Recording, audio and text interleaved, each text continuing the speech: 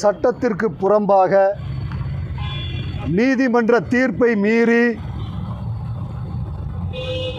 இந்திய அரசு தமிழ்நாட்டு ஏழை குழந்தைகளுக்கு நிதி கொடுக்காத காரணத்தால் இன்றைக்கு தமிழ்நாட்டில் 2 லட்சம் ஏழை குழந்தைகள் பள்ளிக்கு செல்லவில்லை, வீட்டில் இருக்கிறார்கள்.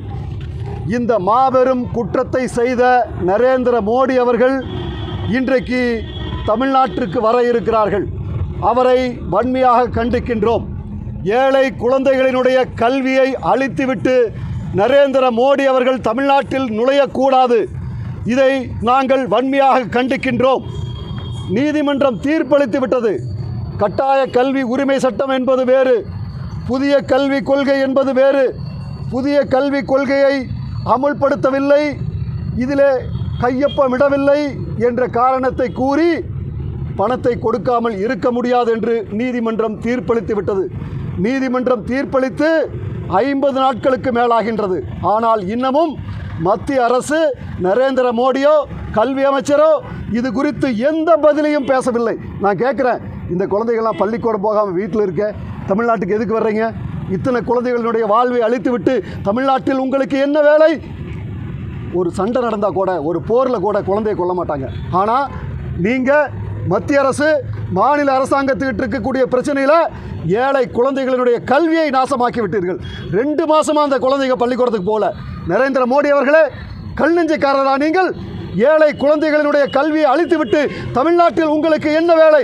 கண்டிக்கின்றோம் நரேந்திர மோடி அவர்களே, நீங்கள் தமிழ்நாட்டிற்கு வரக்கூடாது.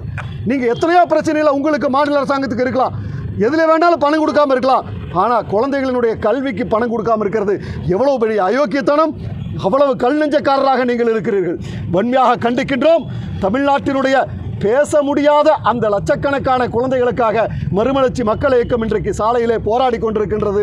நரேந்திர மோடி தமிழ்நாட்டிற்குள் நுழைவது தமிழ்நாட்டிற்கு அவமானம். அந்த ஏழை குழந்தைகளின் சார்பாக நாங்கள் நரேந்திர மோடியை எதிர்த்து இந்த போராட்டத்தை நடத்தி கொண்டிருக்கின்றோம்.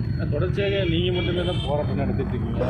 அரசாங்கம் அப்போதைக்கு மட்டும் பேசுகிறாங்க, அதுக்கப்புறம் அதை பற்றி பேசுவீங்க. எல்லோரையும் இந்த குழந்தைகளின் சார்பாக, இந்த குழந்தைகளுக்காக பேச வைப்பதுதான் எங்களுடைய வேலை. எதிர்க்கட்சி தலைவர் நம்முடைய எடப்பாடி பழனிசாமி அவர்கள் இது குறித்து அறிக்கை விட்டார். பாமக தலைவர் அன்புமணி அவர்கள் இது குறித்து அறிக்கை வெளியிட்டார். மார்க்சிஸ்ட் கம்யூனிஸ்ட் கட்சி அதனுடைய பொதுச் செயலாளர் சண்முகம் அவர்கள் இது குறித்து அறிக்கை விட்டார்.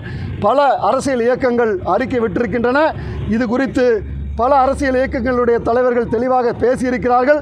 ஆனால் இன்னும் தெருவிலே இறங்கி போராடவில்லை. அந்த போராட்டத்திற்கு அனைத்து கட்சிகளும் வர வேண்டும் என்று நாங்கள் ஆசைப்படுகின்றோம். தமிழ்நாட்டில் இருக்கிற பாஜக தலைவர்கள், நான் கேட்குறேன், தமிழ்நாட்டினுடைய வாழ்வை நாங்கள் மலர்ச்சி செய்கின்றோம் என்று அண்ணாமலை ஒருவர் முழங்கிக் கொண்டிருக்கிறார். நயினார் நாகேந்திரன் இருக்கிறார். நான் கேட்குறேன், இந்த தமிழ்நாட்டு குழந்தைகளுக்காக நீங்கள் என்ன பேசுகிறீங்க? உங்களுடைய பதில் என்ன? நான் கேட்குறேன், அண்ணாமலை அவர்களே, உங்கள் பதில் என்ன? நயினார் நாகேந்திரன் அவர்களே, உங்கள் பதில் என்ன? வானதி சீனிவாசன் அவர்களே, உங்கள் பதில் என்ன? இந்த குழந்தைகளை நாசமாக்குவதுதான் பாரதிய ஜனதா கட்சி தமிழ்நாட்டில் இருக்கிறதா? நாங்கள் கேள்வி கேட்கின்றோம். எங்களுக்கு கட்சி பெரிதல்ல.